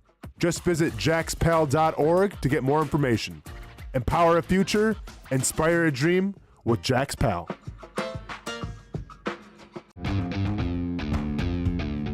When you think sports, you think Action Sports Jax, the official station of the Jaguars, on location for every game. But the most experienced team in town doesn't stop there. From high school football to the big events in the area, Action Sports Jax is always on. Now, we take that to a new level. Action Sports Jax 24/7 is around-the-clock coverage of the teams you love and the moments you can't miss. The best local sports in Jacksonville on Action Sports Jax 24/7. All right, let's get back into it here. Terry Norvelle coming to you from the patio of Sliders Oyster Bar. Big time every night. This is a absolute wheelhouse time of year for Sliders. Great place year-round, but, man, spring and summer and even fall, man, before it gets just ugly. There's a little bit of times we have ugly. Man, this place, indoor, outdoor, AstroTurf outside area that they've got a putting green here. The kids enjoy that. They set up tents and put musical groups outside Saturday and Sunday every weekend here at Sliders in Neptune Beach. Get down, say hi, enjoy great seafood and a wonderful atmosphere. Our Thursday home for the Young and Norvelle show, Sliders Oyster Bar. Casey Kurtz producing. Patrick Young, I think, still with us. Guys, got to get into this. Got to get your thoughts on, we've been talking about the enhanced games. And let me give the new people that may not know what we're talking about. There's a group that has a lot of money behind what they're calling the enhanced games. They want these Olympic-style events to take place 2026 in Las Vegas. And the premise of the enhanced games, and there's a lot of big-time money behind this. The premise is the athletes that will be performing in the Olympic-style sports, sprinting, and all the sports, track and field-wise, you're expected and encouraged to use any type of supplement that you can, that you feel is right for you, that you think will give you an edge. Now, they're not saying use illegal drugs that would get people arrested, but there are plenty, and Pat, I think you're still here. Are you still with us, Pat? Not sure Pat is still with us, but let me finish my thought. There are plenty of supplement things you could go to GNC and purchase and take, and those would pop you. You would test and be thrown out of competition. So anything like that in the enhanced games is fair game. And as I understand it, anything that you could go to a doctor and they could write you a prescription. A legal drug, you might need a prescription or supplement or an enhancement. So that's the concept. They are offering big money. And as a matter of fact, for gold medal, a winner in any of these events, when this happens, if it happens next summer, gold medal would be worth $250,000. Any existing world record that is broken would get that athlete a $1 million bonus. And the money's there. There are some big-time billionaires. I won't bore you with some of the names, but I will say, to give you an example, the founder of PayPal is very much involved in this. A lot of money. Money is not the factor. So here's where I want some thoughts. And Casey, if you're still back there, I want your thoughts on this. So this has started to make the news a little bit. We had it on 3-4 weeks ago. We've been tracking a little bit. Let me tell you this article I saw today. The global watchdog of doping in sports said on Wednesday, it will urge public authorities to shut down the drug-fueled enhanced games planned in Las Vegas for next year. Now, this is a quote from the president of the World Anti-Doping Agency. The president says, quote, "We will urge the U.S. authorities to find legal ways to block this initiative," end quote. Interesting. Casey, I may be a little cynical here, but and you can help me a little bit with this. Maybe I'm misremembering this, but isn't that World Anti-Doping Agency the group that can never get their hands around the Olympic doping situation? Right? Yeah, that would be correct. Right? They're the ones that, you've got Eastern European, half men, half women, right? So number one, number two, though, Casey, what interest is it? What does this have to do with the World Anti-Doping Agency? Yeah, I'm not sure. Yeah. So anyway, organizers of the games scheduled for next May, actually, I'm sorry, I was wrong. Next May of 2026 promised 1 million bonuses to beat world records by athletes who will be encouraged to use performance-enhancing drugs under medical supervision. I want to stop there for a moment, Casey. So if you're an athlete and athletics is your thing and you want to enhance your thing and you go to a doctor and if you were straight up with a doctor, hey, I'm just trying to improve my performance. I would like this, or this, which are legal. Right. Would you write this for me? Or just go to GNC and buy some of the stuff off the counter. Where I'm going is there any real difference than the athlete wanting to improve themselves than, say, a woman wanting Botox to improve her looks? Or, is there a adult that decides that they want to take the route of seeing how super athletic they can get themselves? I don't know if there's anything wrong with that if they choose that on their own volition. No, I think you're right, because if you're not breaking any laws, then how is it wrong? Yeah. So anyway, keep going here with this this argument. And you knew when we started talking about this, Casey, a couple of 3-4 weeks ago, you knew there'd be pushback, and sure. It is a long time. It is a long time to May. I think people will watch this. They do have some TV, I think, or they're confident they're going to get on TV. And these games, if they come off, they'll be televised. I want to go on. This initiative seeks to normalize the use of potentially dangerous drugs. So this is still the World Doping Agency. I still don't understand. What their role is here. Yeah, exactly. Well said. This initiative seeks to normalize the use of potentially dangerous drugs. One of the leaders of the Summer Olympic sports at their annual meeting had to say, for the sake of athlete health and the purity of sport, of course, it must be stopped. The World Anti-Doping leader said that. To me, let me read that again. And are you overstepping your boundaries? Who made you the end-all be-all? For the sake of athlete health and the purity of sport, of course, these enhanced games must be stopped, end quote. Well, if these are adults in sound mind, shouldn't they control their health? They're not asking to be accepted into the Olympic Games. They're not asking for a rule, right? Mm-hmm. Am I on the right path here? Who are these people? Yeah, it's like the kid in school that you didn't ask for his opinion, but he's going to tell it to you anyway. Like, I don't think you should do that. It's like, great, I didn't ask you, nor do I care what you have to say. Like, we're gonna do this. It's almost like, or a Karen. Yeah, exactly. A Karen that doesn't like the way you mow your yard or something. Yeah. Exactly. Karen. Anyway, I want to stay with this here. So, a former sports minister in Poland suggested the enhanced games could be legally exposed in the state of Nevada or federally. I wonder if everything we know, and there's nothing smokescreen in the back,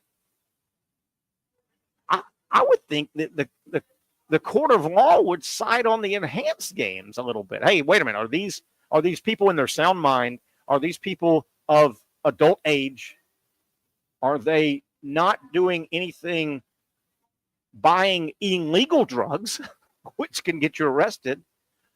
Casey, I think the court of law would side on the enhanced games. I do too. And I just don't understand why, like, anybody that's doing anything important court-wise would be like, why are you bothering me with this? Like, absolutely.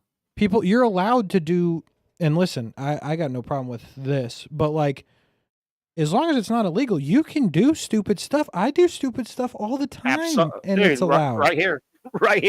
I'm in the same line. Now, let's extrapolate a little further. Let's say these games happen, they're televised, and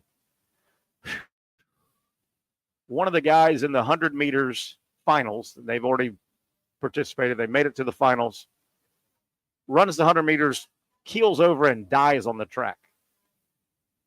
I don't think that is where the anti-people go, see there, that's why, well, I mean, right. I don't think, it's almost like if you want to go diving and photographing sharks, and you get eaten, you may get bit.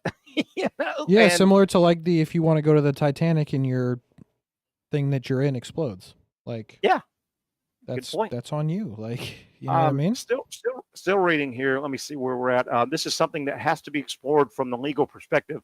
The sports minister from Poland, he told the Associated Press, I cannot imagine, for instance, doctors giving the drugs to athletes.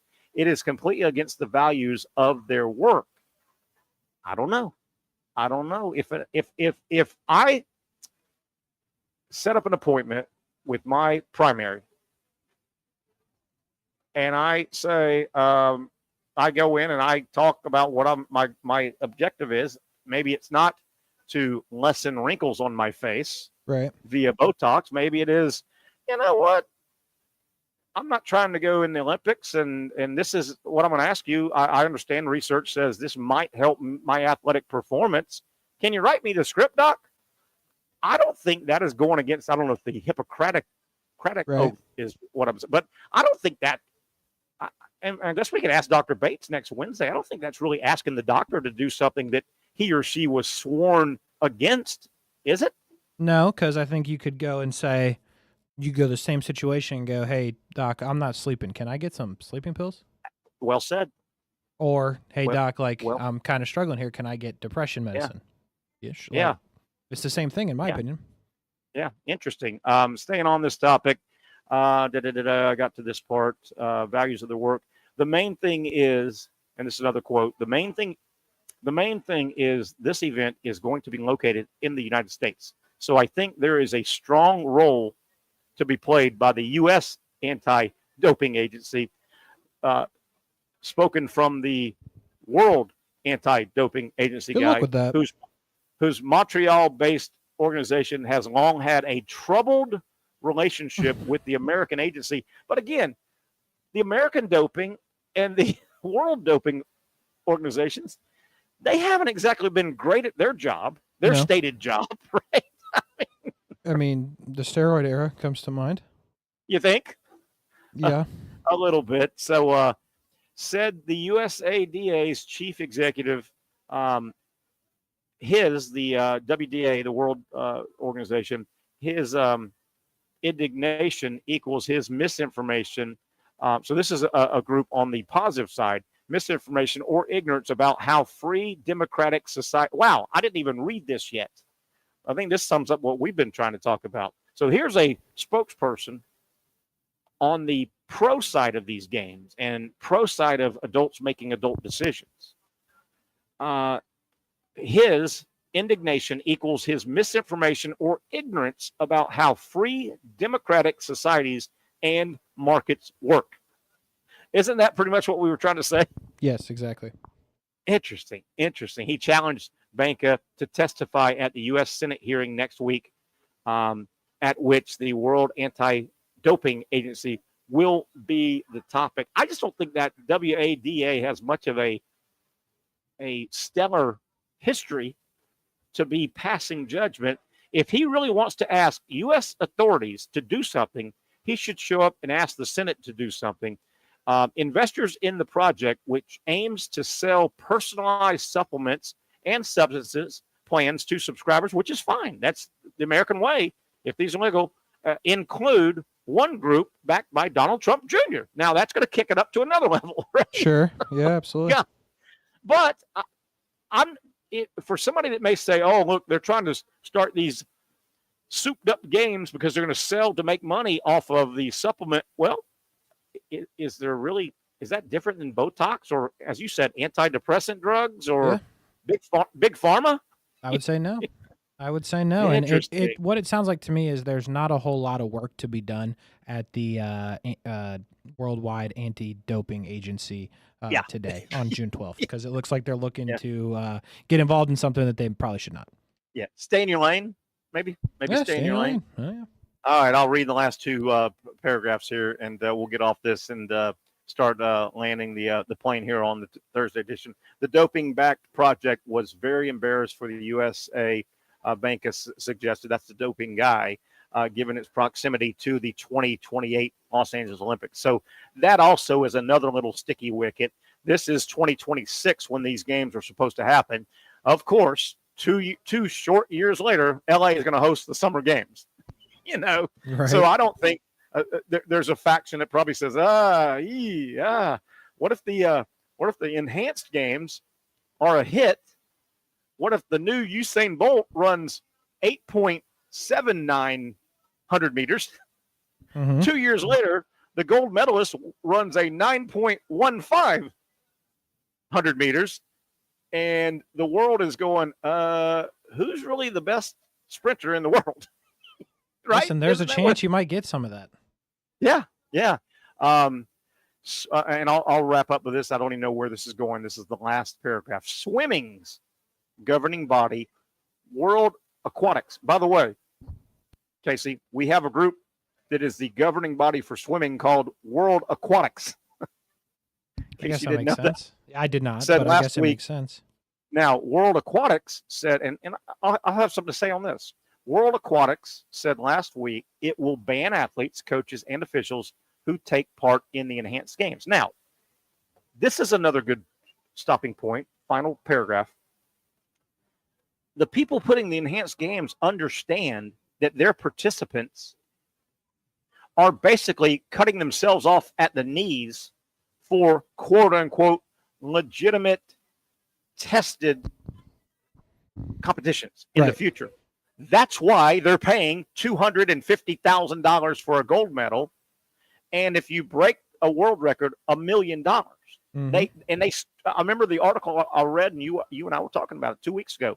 They said that we understand that these guys and gals that do this will be basically narking themselves out for quote unquote tested competitions. Mm-hmm.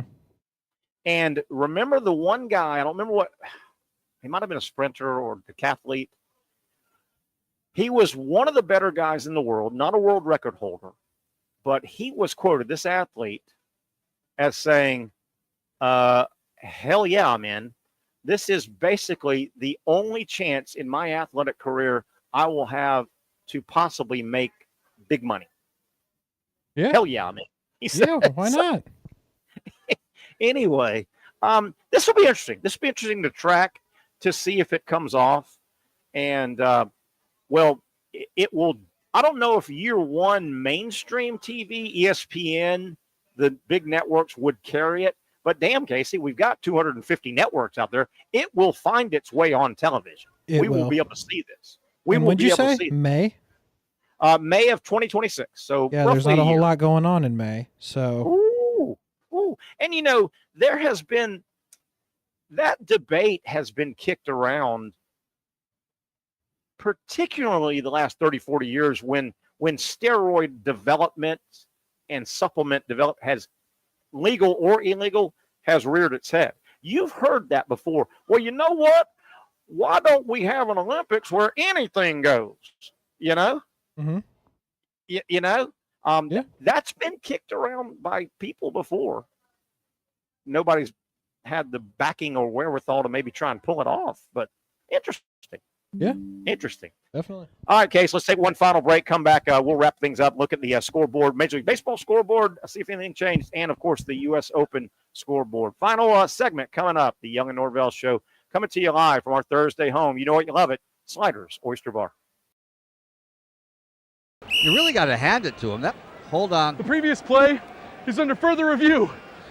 I'm not sure what he could review, but okay.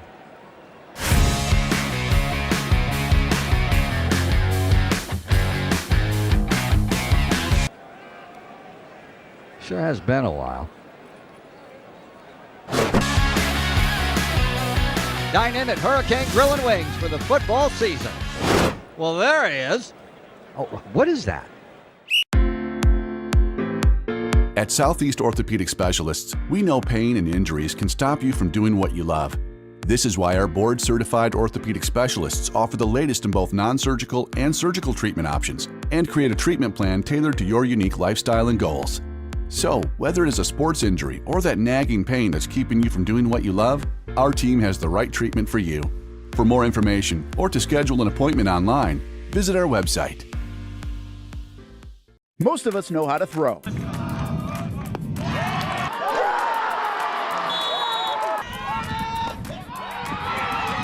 But you need to know what to throw. I'm not talking about footballs, baseballs, softballs. We're talking about those items you need to recycle. Republic Services explains it easy. Recycling simplified. 1. Know what to throw. When in doubt, throw it out. 2. Empty, clean, and dry those materials. It takes an extra minute, but it makes a big difference. And 3. Don't bag it. This makes the recycling process faster and more efficient. This is a look at the Republic Services North Florida Recycling Center. You can make this process even more efficient. By utilizing those 3 steps, Republic Services can help you become a better recycler in your home. Learn more at recyclingsimplified.com. Finally, a family atmosphere, kid-friendly restaurant with a real sports bar feel. Bricks Jack's Beach features all of that and a large, climate-controlled covered patio with misting fans and heaters for all seasons. Mix in an extremely diverse menu that features the most quality and affordable steak at the beach, and there's no reason not to enjoy your next lunch, dinner, happy hour, or big sporting event at Bricks Jack's Beach, 300 2nd Street North in Jacksonville Beach. See you at Bricks Jack's Beach. Are you about to graduate high school and haven't decided on what you want to do when you get done? Well, one option is to apply to become a student in the Electrical Training Alliance of Jacksonville. Their program offers structured classroom and online training along with on-the-job training so that you can earn while you learn. Still not convinced? The folks at ETA Jacks are a tuition-free 4-year apprenticeship program. There is no tuition and no student debt. Just pay for your books and your fees. That's it. Now, speaking of pay, students, they start off making $40,000 per year, including benefits, and they graduate, get this, making over $80,000 per year, including those sought-after benefits. Now, that sounds pretty good to me, and if that sounds good to you, it should check off a lot of boxes. So head on over to etajacks.org and apply by May 15th. Again, the website, right here, etajacks.org. Don't wait, apply today. The rhythm of my heart is beating like a drum, with We Are Martyr rolling off our tongues. Never will we roam, for we know our place is down. Where the ocean meets the skies, we be sailing. Where the ocean meets the skies, we be sailing.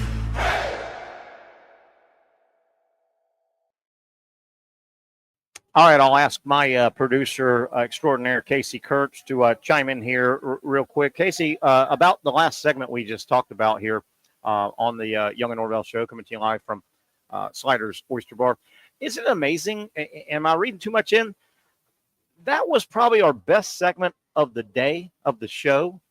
Not that we didn't have good segments earlier, particularly when Patrick was on, but is it ironic that we start talking about doping and the show just blew up, man? It was just went. Yeah, it went. I would say yeah, so. It went to heights, man. It really did. Yeah, when we started talking about the enhanced games, it was fun and it was a neat little story. As I dove into it, though, there's money now. I mean, money makes things happen. There's real money. You knew there were going to be some pushbacks, and I'm kind of looking forward to this thing. Again, these aren't 17-year-olds that are trying to represent their country and are being encouraged to do anything they can to enhance their athletic performance. These are adult, sound mind choices. All right, let's start wrapping. Let's start wrapping things up here, Case. Take a look at the. I don't think there's much of a change at the leaderboard again at the U.S. Open in Oakmont. 5:45 here. A couple of hours still of daylight, so we got a lot of guys still on the course.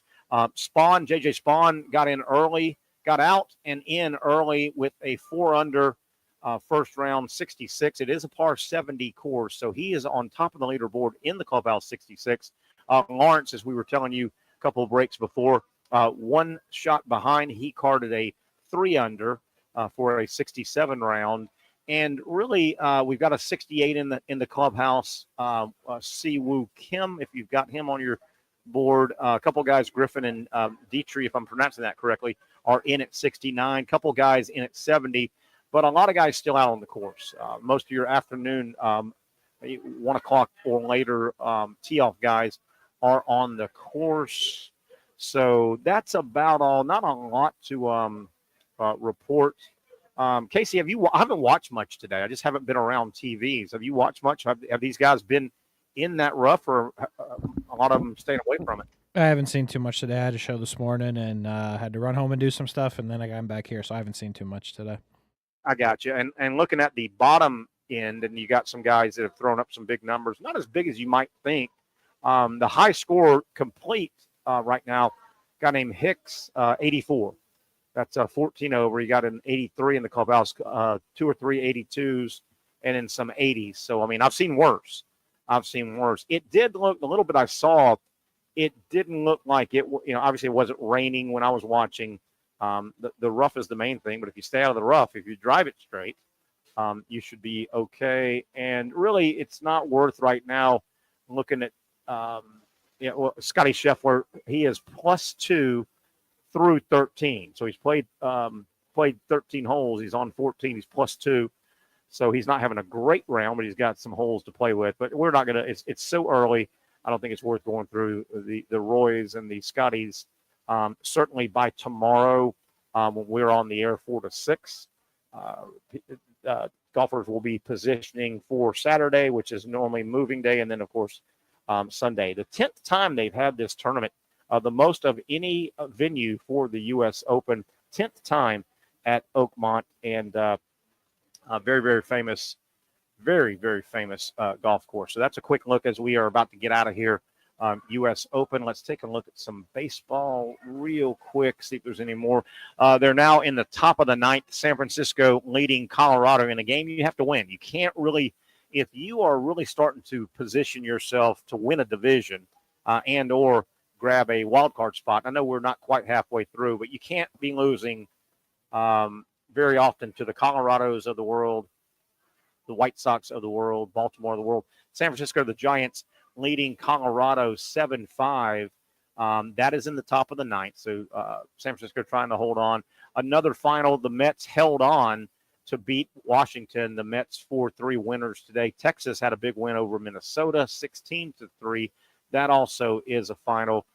Several games, including the final game between the Yankees and Kansas City. Boy, the Yankees have roughed up Kansas City. Jack Caglione has had a hit in, I think, each game, but boy, the Yankees have done a number in Kansas City going into their final game. St. Louis, Milwaukee, good game tonight.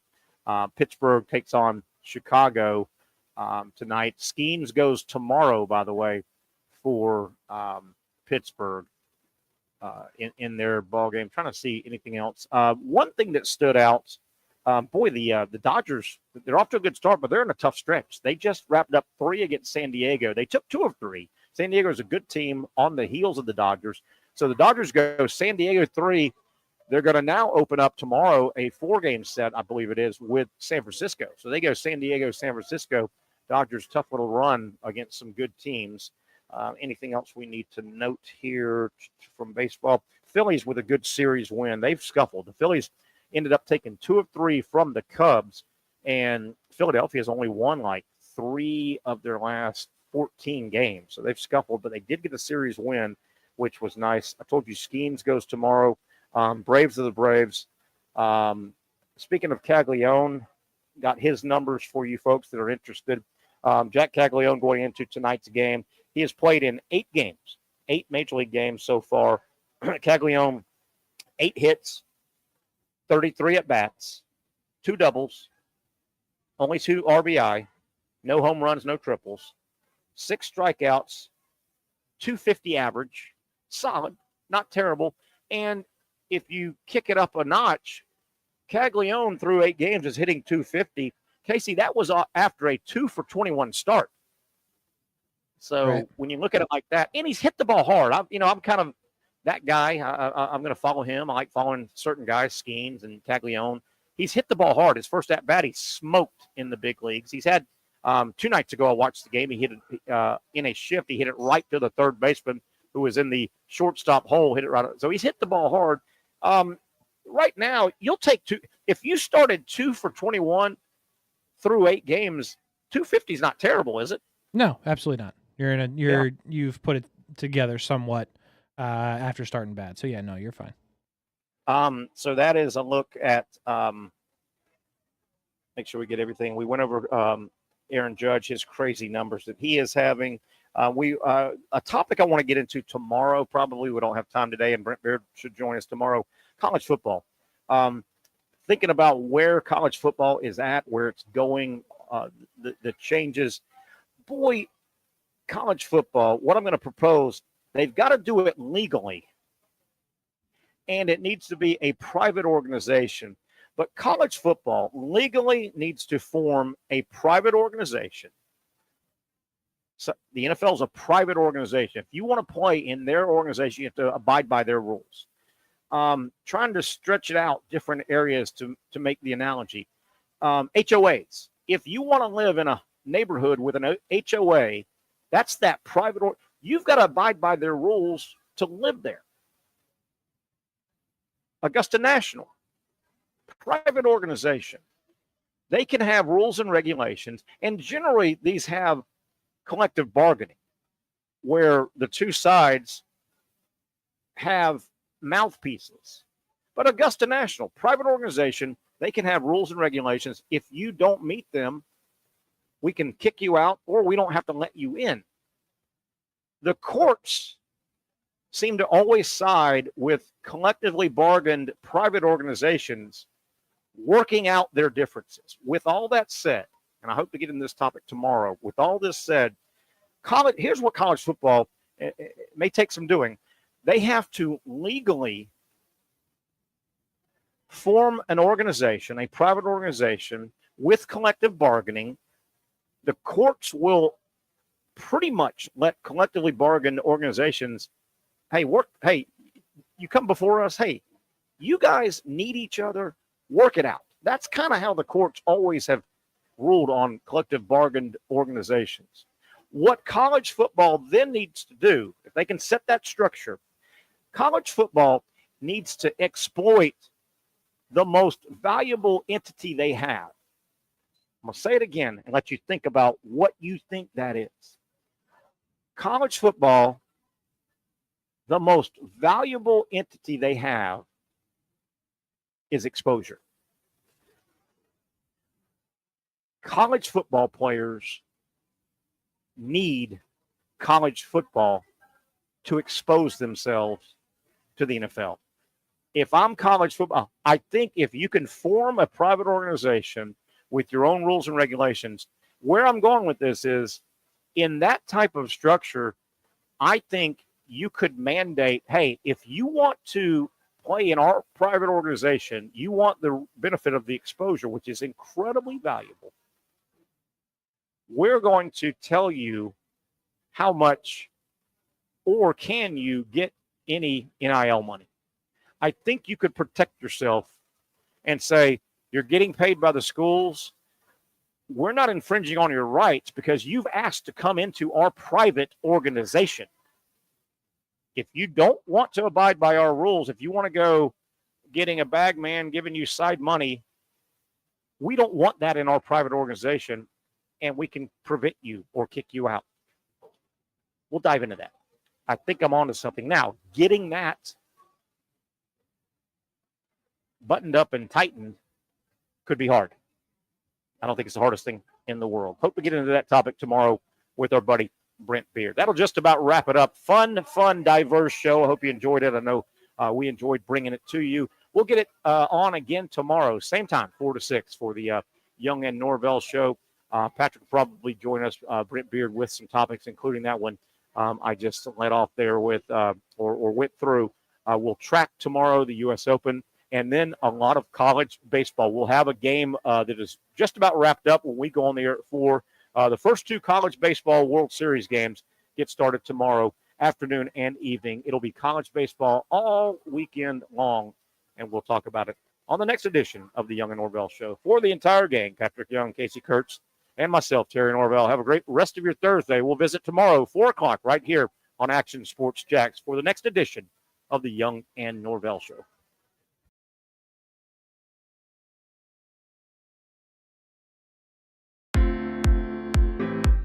At Southeast Orthopedic Specialists, we know pain and injuries can stop you from doing what you love.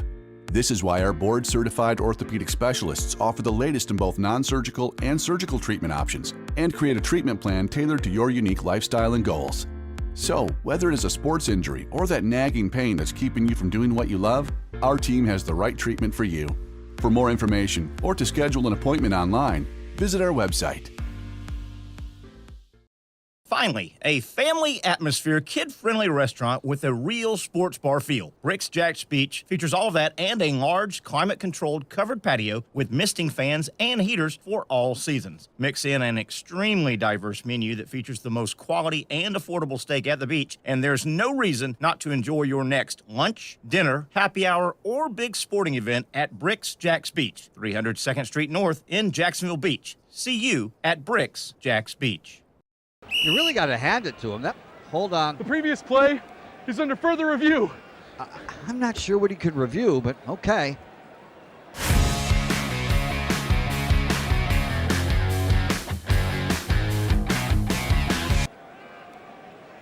Sure has been a while. Dine in at Hurricane Grill and Wings for the football season. Well, there he is. Oh, what is that? The schedules are out for another summer of soccer here in Jacksonville with the Armada men's and women's under-23 squads, starting with the ladies and the home opener on May 24th. 2 weeks later, they're back in Northeast Florida for a June 7th matchup. The season wraps up with a pair of Friday night home matches June 20th and the 27th. As for the boys in blue, they debut against a couple league newcomers on May 9th and 17th respectively, with more home dates on May 31st, June 14th, and June 21st.